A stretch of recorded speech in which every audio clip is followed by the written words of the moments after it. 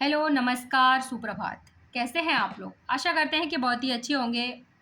तो आप सभी लोगों का हमारे चैनल पर बहुत-बहुत स्वागत है। तो चलिए शुरू करते हैं आज की क्लास और आज की क्लास में हम देखने वाले हैं कि इकोनॉमिक्स का नोट्स किस प्रकार से बनाएँ। अर्थात जैसा कि आप देख रहे हैं कि ज्योग्राफ़ी की जो भी आपका टीजीटी, पीजीटी या फिर एलटी ग्रेड का एग्ज़ाम है, उसका नोट्स तैयार करवाते जा रहे हैं और यहाँ पर इकोनॉमिक्स का भी साथ में नोट्स तैयार करवा रहे हैं। तो सबसे पहले यदि आप सोशल साइंस से एलटी ग्रेड एग्ज़ाम या फिर टीजीटी क्वालिफ़ाई करना चाहते हैं तो आप हमारे चैनल से अवश्य जुड़ें। तो यहाँ पर आपको इकोनॉमिक्स और ज्योग्राफ़ी की क्लासेस साथ में मिलेंगी। तो शुरू करते हैं। सबसे पहले जो मतलब अर्थशास्त्र में मुख्य बात क्या है, उसकी बात करेंगे। यानी कि जो बेस है इकोनॉमिक्स का, उसकी बात करेंगे। बेस ऑफ इकोनॉमिक्स, अर्थशास्त्र का आधार। अब अर्थशास्त्र का आधार क्या है? तो 2 चीज़ें होती हैं, एक तो होती है माँग और दूसरा होता है पूर्ति, यानी कि डिमांड और सप्लाई। अब डिमांड और सप्लाई किस चीज़ की होगी? तो माँग आपकी होती है सबसे पहले वस्तु की होगी।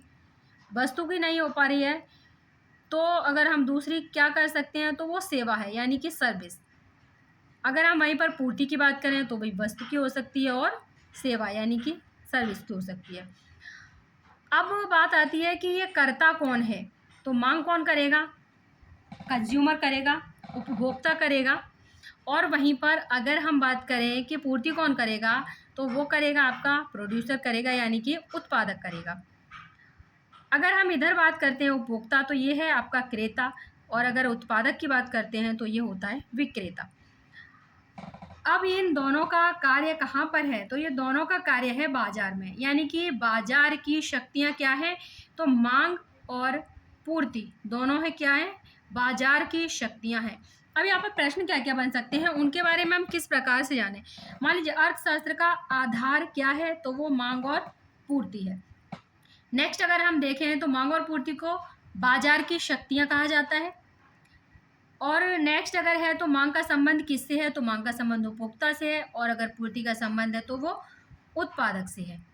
वहीं पर मांग किसकी की जाती है? मांग वस्तुओं और सेवाओं की जाती है। पूर्ति की बात करें तो भी वस्तुओं और सेवाओं की जाती है। और वस्तुएं क्या हैं? यानी कि जो दृश्यमान है, विजिबल होती हैं और जिसे हम छू सकते हैं और उसके आकार को भी पहचान सकते हैं, तो वो क्या होती है? वस्तु होती है। वहीं पर अगर हम सेवा की बात करते हैं तो इसे हम छू नहीं सकते, अर्थात ये क्या है? इनविजिबल है। वहीं पर साथ में देखें तो किसी भी अर्थव्यवस्था में वस्तुओं और सेवाओं का उत्पादन और उपभोग किया जाता है। अगर यहाँ पर हम उत्पादक की बात करते हैं तो उत्पादक क्या है? उत्पादक का कार्य क्या होता है कि वस्तुओं और सेवाओं का उत्पादन करना, या फिर कह सकते हैं कि इनका निर्माण करना, या फिर कह सकते हैं कि इनका सृजन करना। वहीं पर अगर हम उपभोक्ता की बात करते हैं तो उपभोक्ता का काम क्या होता है? तो उपभोक्ता का काम होता है कि वस्तु और सेवाओं का उपभोग करना, या फिर उसका नाश करना, या फिर उसकी समाप्ति कर देना। नेक्स्ट अगर हम बात करते हैं तो यहाँ पर मांग की हमने बात की। अब मांग में क्या क्या आ सकता है, मांग से कौन कौन से प्रश्न बनेंगे, उनके बारे में बात कर लेते हैं। जैसा कि आपको दिखाई दे रहा है, ये है आपका मांग वक्र। ये आप देख पा रहे होंगे, ये है मांग वक्र। अब मांग में क्या चीज़ मुख्य होती है? तो मांग में 2 चीज़ें मुख्य हैं। एक तो है आपका समय, यानी कि टाइम, दूसरा होता है कीमत, यानी कि प्राइस। अगर हम इसकी डेफिनेशन की बात करते हैं मांग की, तो किसी निश्चित समय में निश्चित कीमत पर बाजार में उपभोक्ता द्वारा मांगी गई वस्तु या सेवा की मात्रा को ही उस वस्तु या सेवा की मांग कहते हैं। अगर हम मांग की बात करते हैं तो मांग का संबंध एक निश्चित समय और कीमत से होता है, यानी कि इसके लिए एक निश्चित समय और कीमत की बात की गई है। यानी कि 2 पॉइंट काफ़ी महत्वपूर्ण हैं। एक तो है आपका निश्चित समय और निश्चित कीमत। अगर वहीं पर हम बात कर रहे हैं मांग वक्र की, तो आप देख पा रहे होंगे कि ये है इसका मांग वक्र। अब मांग वक्र से जो प्रश्न बनते हैं उनकी बात करें तो यहाँ पर सबसे पहले मांग का नियम क्या होता है कि अगर एक्स वस्तु की कीमत अधिक है तो एक्स वस्तु की डिमांड कम होगी, और यदि एक्स वस्तु की कीमत कम है तो एक्स वस्तु की डिमांड अधिक होगी। यानी कि कीमत अधिक हो रही है तो उसकी मांग क्या है, कम हो जाएगी, और अगर कीमत कम हो रही है तो उसकी मांग क्या है, बढ़ जाएगी। यानी कि एक्स्ट्रा में व्यक्ति सामान खरीदने लगेगा। मान लीजिए कि आलू 20 रुपये किलो है तो कम खरीदेगा व्यक्ति लिमिट में, और अगर मान लीजिए कि वो 2 रुपये किलो हो जाए तो क्या हो जाएगा, उसकी डिमांड बढ़ जाएगी। जहाँ व्यक्ति 1 किलो खरीद रहा था वहाँ पर 10 किलो भी खरीद सकता है। तो यहाँ पर कहने का तात्पर्य है कि ये मांग का नियम है जो कि एक व्यावहारिक रूप में आप देख सकते हैं, व्यावहारिक रूप में भी हम समझ सकते हैं। अब यहाँ पर मांग वक्र में क्या क्या प्रश्न आते हैं। अगर मान लीजिए ये जो इसका हिस्सा है ऊपरी भाग बोल सकते हैं, इसे ऊपरी भाग बोल सकते हैं, इसको निचला भाग बोल सकते हैं। इधर बायां और इधर दायां, यानी कि जो मांग वक्र है वो ऊपर बाएं से नीचे दाईं ओर खींचा गया है। अब यहीं पर बात करें तो अन्य बातें समान रहने पर यदि किसी वस्तु या सेवा की कीमत में वृद्धि होती है तो उस वस्तु की मांगी जाने वाली मात्रा में कमी होती है, और विलोम से यानी कि उसका उल्टा हो जाता है। मांग वक्र ऊपर से नीचे बाएं से दाएं गिरता हुआ ढाल का है। यही सेंटेंस में पूछ लेता है कि ये कौन सा वक्र है। कहता है कि ऊपर से नीचे बाएं से दाएं गिरता हुआ ढाल है इस वक्र का, तो ये कौन सा वक्र है, तो ये मांग वक्र है। मांग वक्र आश्रित चर है और कीमत क्या है, अनाश्रित चर है। यानी कि जो मांग है वो आश्रित है, किस पर आश्रित है, तो वो कीमत पर आश्रित है। यानी कि अगर कीमत कम होगी तभी उसकी मांग बढ़ेगी, और अगर कीमत अधिक होगी तो उसकी मांग गिर जाएगी।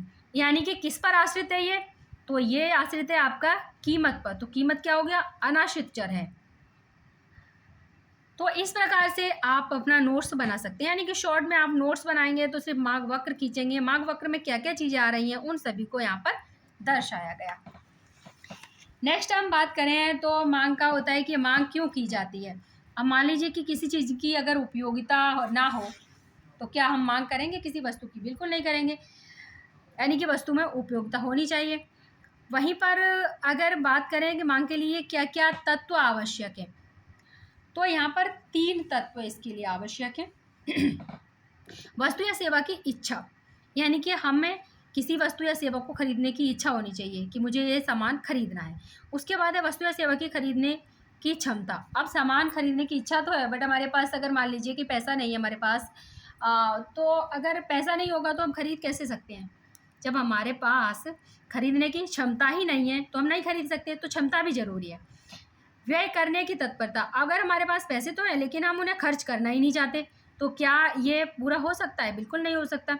तो व्यय करने की तत्परता यानी कि हम तैयार होना चाहिए उसके लिए। तो ये 3 तत्व भी जा सकते हैं, इच्छा होनी चाहिए, क्षमता होनी चाहिए और तत्परता होनी चाहिए।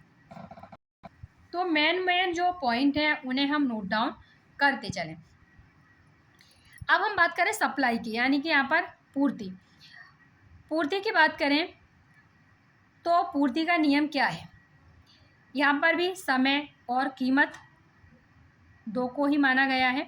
यानी कि किसी निश्चित समय पर और निश्चित कीमत पर उत्पादक द्वारा बाजार में वस्तु या सेवा की उपलब्ध कराई गई मांग को उस वस्तु या सेवा की पूर्ति कहते हैं। बिल्कुल सही बात है। लेकिन यहाँ पर आप देख रहे होंगे कि एक पूर्ति वक्र है, और इस पूर्ति वक्र में यह है आपका पूर्ति वक्र। अब पूर्ति वक्र क्या है, बाएं नीचे से दाएं ऊपर उठा हुआ जो वक्र है उसको हमने कहा है पूर्ति वक्र।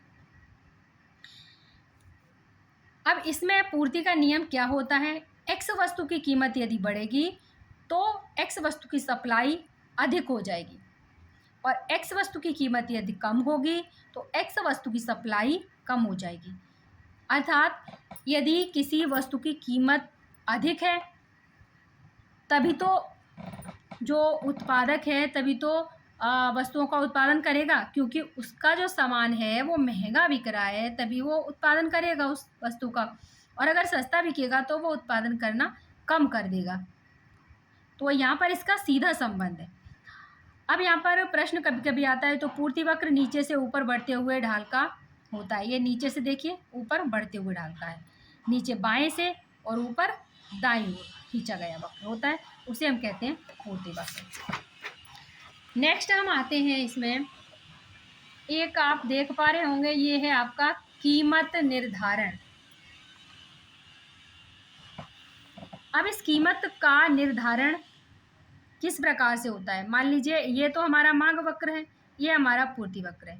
अब मांग में मान लीजिए कि अगर हमने कोई भी सामान खरीदा, और मान लीजिए कि प्याज खरीद रहे हैं और हम बोल रहे हैं कि 40 रुपये किलो मिल जाएगी तो खरीद लेंगे, लेकिन जो उत्पादक है वो कह रहा है 60 रुपये किलो हम आपको देंगे।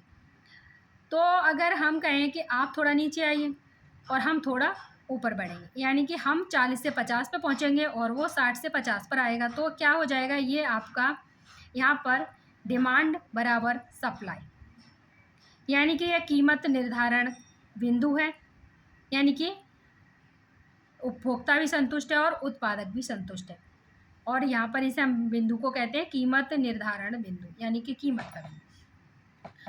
इसी प्रकार से यानी कि किसी अर्थव्यवस्था में वस्तु या सेवा की कीमत का निर्धारण बाजार की शक्तियां मांग और पूर्ति के द्वारा होता है। यानी कि ये तो हमारा मांग वक्र था, ये हमारा पूर्ति वक्र है, तो इन दोनों के द्वारा ही क्या हुआ है, कीमत का निर्धारण होता है। प्रश्न यहाँ पर इस तरह से घुमाकर पूछा जाता है, जिस बिंदु पर मांग और पूर्ति एक दूसरे को काटते हैं उस बिंदु को संतुलित बिंदु कहते हैं। अब यहाँ पर ये काट दिया मांग वक्र और ये पूर्ति वक्र यहाँ पे काटा हुआ है, तो इसको कह रहा है कि ये क्या है, हमारा संतुलित बिंदु है, और उस पर निर्धारित कीमत को संतुलित कीमत कहते हैं, जिस पर कि उत्पादक और उपभोक्ता दोनों संतुष्ट होते हैं। यानी कि दोनों यहाँ पर संतुष्ट हैं, उत्पादक भी और उपभोक्ता भी, और ये है क्या, तो ये संतुलित कीमत इसी को कहते हैं। ये जो कीमत है ये संतुलित कीमत है। नेक्स्ट हम बात करें यहाँ पर, तो अर्थव्यवस्था में संतुलन की बात करते हैं।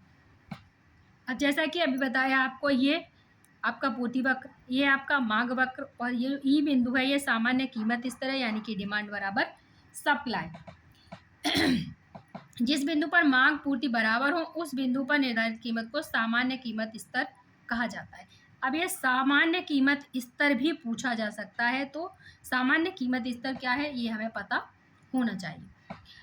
किसी भी देश का विकास अर्थव्यवस्था में संतुलन की स्थिति पर ही निर्भर करता है, अर्थात विकास के लिए क्या जरूरी है कि मांग और पूर्ति हमेशा क्या रहे, बराबर रहे, तभी क्या होगा, संतुलन बना रहेगा मांग और पूर्ति के बराबर होने से। नेक्स्ट अगर हम बात करें, तो यहाँ पर हम बात करें कि अर्थव्यवस्था में असंतुलन की बात कर रहे हैं। असंतुलन कब होता है, तो असंतुलन होता है दो प्रकार से। देखिए, पहला है कि डिमांड अधिक है सप्लाई से, तो क्या होगा, कीमतें बढ़ेंगी, और कीमतें बढ़ेंगी यानी कि मुद्रास्फीति। अगर यहाँ पर सप्लाई अधिक है डिमांड से, तो क्या होगा, कीमतें कम होंगी। तो यहाँ पर क्या है, विक्रेताधिकार बाजार असंतुलन की स्थिति है, यानी कि बाजार की वह अवस्था जिसमें वस्तु और सेवाओं की कीमतों में लगातार तेजी से वृद्धि हो रही है, तो इस अवस्था को मुद्रास्फीति या महंगाई कह रहे हैं। जो ये अवस्था है इसको असंतुलन पैदा हो रहा है। नेक्स्ट हम बात करें, तो इसको हम विक्रेताधिकार बाजार भी कह सकते हैं, यानी सेलर्स मार्केट। नेक्स्ट यहाँ पर ये देखिए, यह है अर्थव्यवस्था में असंतुलन। असंतुलन की बात करते हैं तो क्या हो रहा है, सप्लाई अधिक है डिमांड से, तो कीमतें क्या हो रही हैं, कम हो रही हैं, यानी कि निरंतर तेजी से। तो यहाँ पर क्या स्थिति बन जाती है, यहाँ मुद्रा संकुचन की स्थिति बन जाती है, यानी कि जब अर्थव्यवस्था में वस्तुओं और सेवाओं की कीमतों में तेजी से लगातार गिरावट होने लगती है, तो इस अवस्था को क्या कहते हैं, मुद्रा संकुचन की अवस्था कहते हैं। वहीं पर ये क्रेताधिकार बाजार भी हो जाता है, और क्रेताधिकार बाजार में उपभोक्ता को फायदा और उत्पादक होता है उसको क्या होता है, नुकसान होता है। तो यहाँ पर अगर हम बात करें